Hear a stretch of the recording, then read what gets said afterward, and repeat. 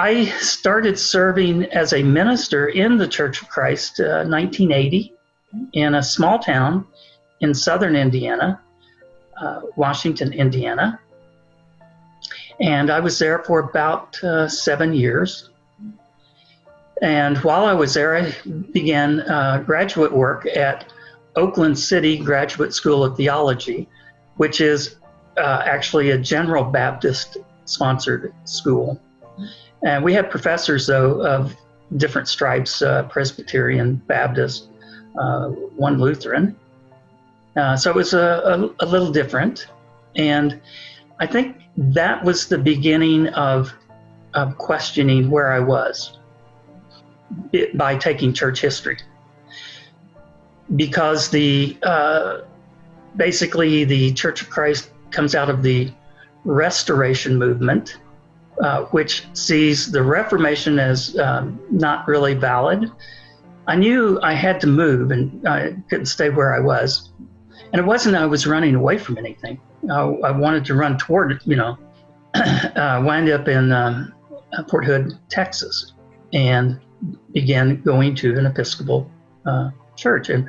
And my wife, Cindy, she really wasn't into that, but she said she would go a couple of times, and a couple of times turned into a couple more. She really kind of fell in love with the liturgy. And, in the Episcopal Church, the liturgy is very, very similar. However, there are some differences, and certainly doctrinally, there are major differences. But she kind of fell in love with it, and we became Episcopalians, and I was able to change my endorsement from the Church of Christ to the Episcopal Church, and was then endorsed by them and remained on active duty.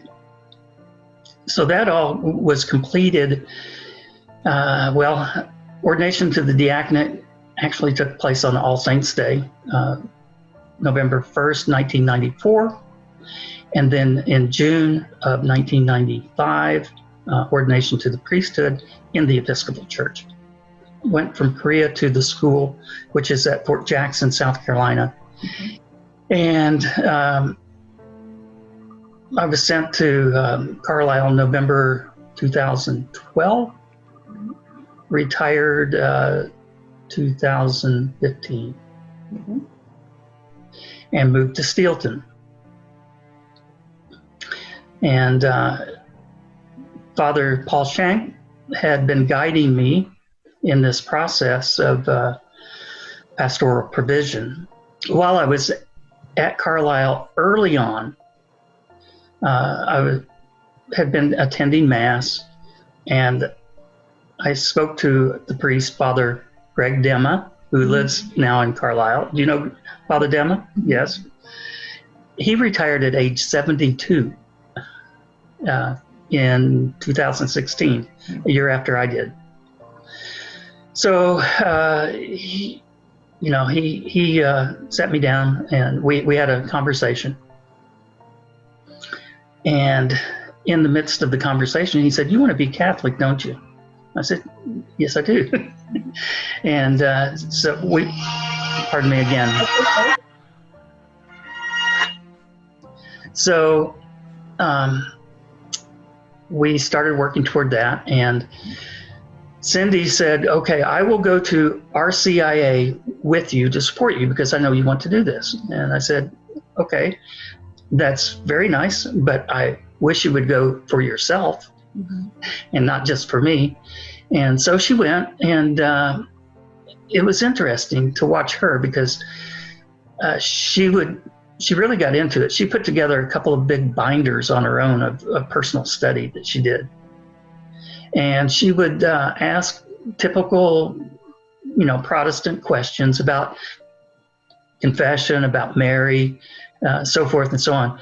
And the fun part to watch was she would come and be very serious with her question, and there would be an answer. So I retired in 2015, and Father Shank helped me put together a dossier to present to Bishop Gaynor, and then he accepted it. and it went to Rome and came back, accepted. Well, it went to a couple of places before Rome. And I began the process. This would have been 2016, September 2016. So the first thing was go to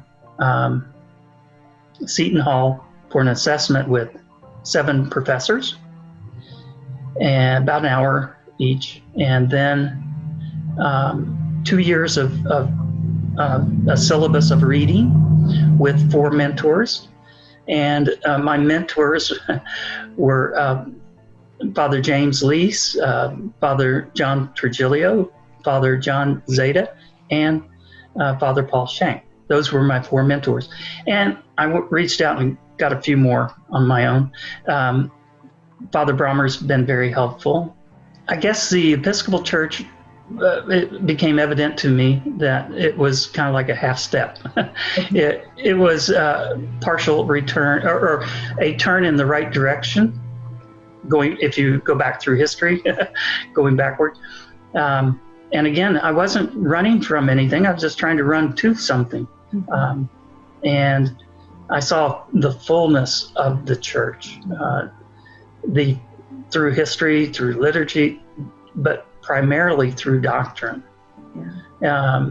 The Episcopal Church, and I love the people, and I respect the church, but doctrinally, the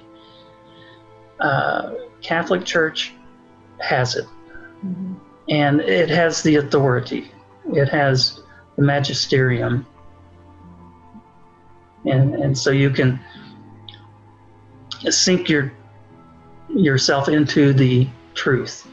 Part of it, I think, is just humility. That really, God, I'm here, but really. So joy. This is a joyful time. Not sad, but just wishing circumstances would have been different, where family could be here.